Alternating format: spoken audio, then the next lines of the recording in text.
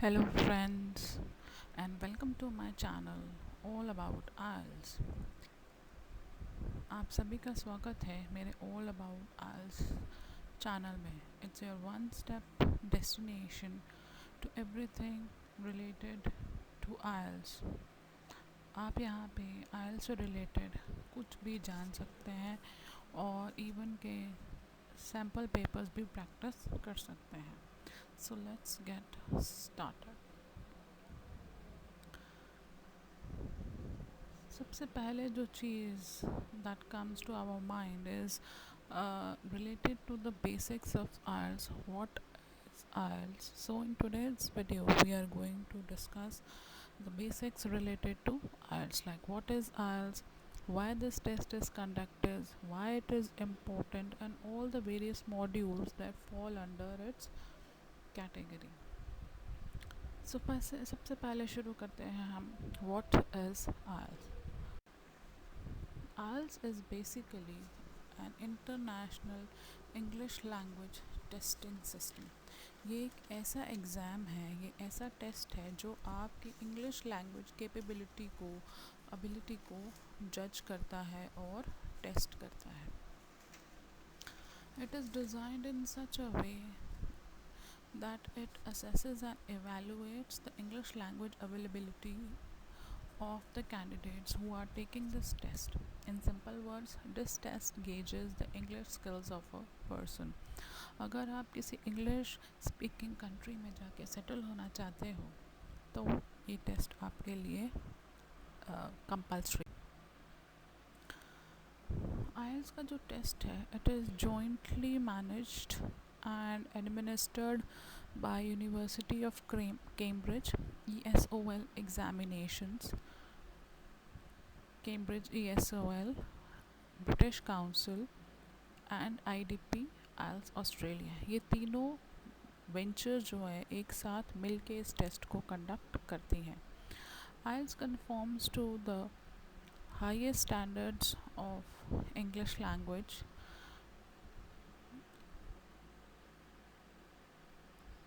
Candidates के English language को check करने के लिए ये टेस्ट करवाया जाता है और इसके 4 मेन कंपोनेंट्स होते हैं, listening, reading, writing and speaking. जिसमें से listening is of 40 minutes test, reading and writing are for 1 hour each, और speaking is for 11 to 14 minutes face-to-face interview।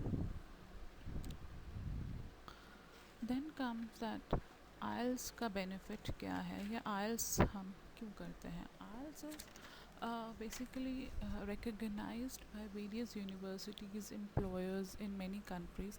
So अगर आप किसी भी कंट्री, चाहे वो ऑस्ट्रेलिया है, कनाडा है, न्यूजीलैंड है, यूके है, यूएस है, इनमें से आप जाके सेटल होना चाहते हैं या फिर वहाँ पे जाके पढ़ाई भी करना चाहते हैं, for that you have to take up IELTS test, because वहाँ की यूनिवर्सिटीज़ और एम्प्लॉयर्स दोनों ही इस टेस्ट को रिकग्नाइज करते हैं। इसके अलावा वहाँ की professional bodies, immigration authorities, government agency all recognize and give importance to this test. It is considered as a potential test। अगर हम सिंपल वर्ड्स में बात करें तो we can say that IELTS is your gateway। अगर आप बाहर foreign country में जाना चाहते हो या वहाँ पे जाके सेटल होना चाहते हो, माइग्रेट करना चाहते हो, स्टडी करना चाहते हो या वर्क वीज़ा के लिए जाना चाहते हो, at that time IELTS is your gateway. IELTS ही आपका एकमात्र सोर्स है आपको वहाँ पे ले जाके सेटल करवाने के लिए। Now let's discuss about the test format of IELTS या IELTS का टेस्ट कैसे कैसे करवाया है या कैसे कैसे करवाया जाता है। IELTS बेसिकली 2 फॉर्मेट्स में अवेलेबल है, एक तो academic and next one is general training. Candidates who wish to settle those who wish to study abroad, जो बाहर जाके पढ़ना चाहते हैं, उनके लिए IELTS academic test is compulsory. वहाँ पे जाके कोई भी अंडर ग्रेजुएट या post graduate level, university level में आपको कोई भी तरह की स्टडी करनी है, then IELTS academic test is a compulsion. Also, uh, the universities over there take this test into consideration, and the score plays a very important role. The band that you get, they play a very important role.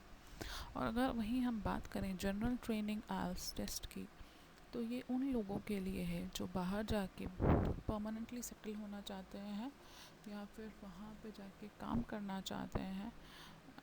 For them it is the general training IELTS test is recommended.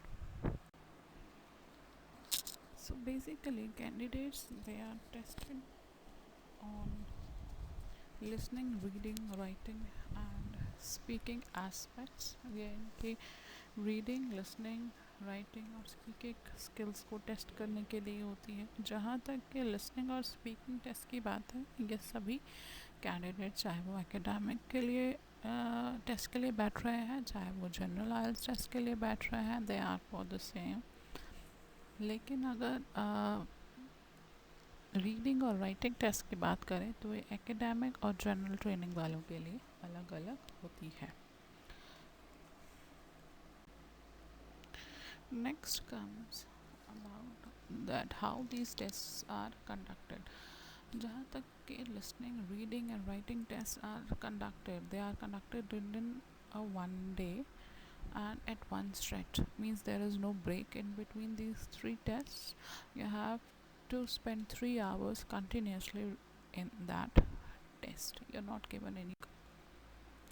Or when we talk about the speaking test, you have to take this test one week prior और after the other 3 test. ये एक हफ़्ता पहले या एक हफ़्ता बाद तक कंडक्ट किया जा सकता है. जैसे ही आपकी डेट्स अवेलेबल हैं वो आपको आपकी ईमेल में नोटिफाई कर दिया जाता है जैसे ही आप टेस्ट को बुक करते हैं. नाउ कम्स टेस्ट एडमिनिस्ट्रेशन की. ये टेस्ट कौन कौन करवाता है, कहाँ ये टेस्ट हुए करवाए जाते हैं. आइल्स administrated IELTS tests are administered at centers throughout the world. पूरे वर्ल्ड में there are more than 300 centers और ये 100 से भी ज़्यादा कंट्रीज़ में ये centers हैं. And it is the job of these centers to supervise the conduction of this test. जो ब्रिटिश काउंसिल, कैम्ब्रिज और IDP वाले हैं वो ये टेस्ट इन टेस्ट सेंटर्स के थ्रू करवाते हैं और 100 से भी ज़्यादा कंट्रीज़ में 300 से भी ज़्यादा सेंटर्स इसके आपको मिलते हैं.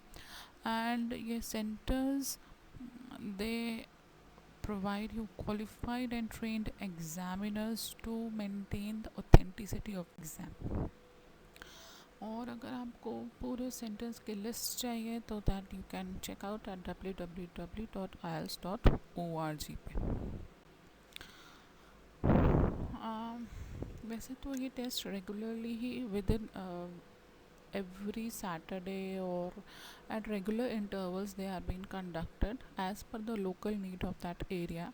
और इसका रिज़ल्ट आपके टेस्ट के डेट से 2 वीक्स के अंदर अंदर आ जाता है.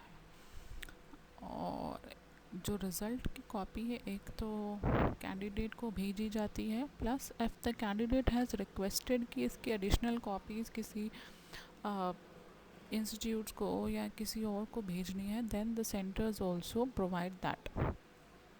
लेकिन वो डायरेक्टली उसके पास भेजते हैं to the organisation, not to the candidate. Candidate को सिर्फ एक ही कॉपी मिलती है. Candidates get only 1 copy of the results.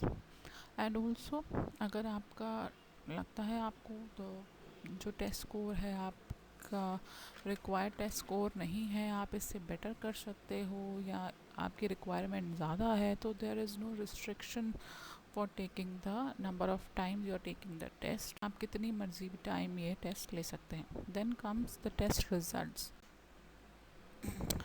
Results are basically out within 2 weeks, जैसे मैंने पहले भी बताया 14 डेज़ के अंदर अंदर ये रिज़ल्ट आ जाता है and it is a standardise result.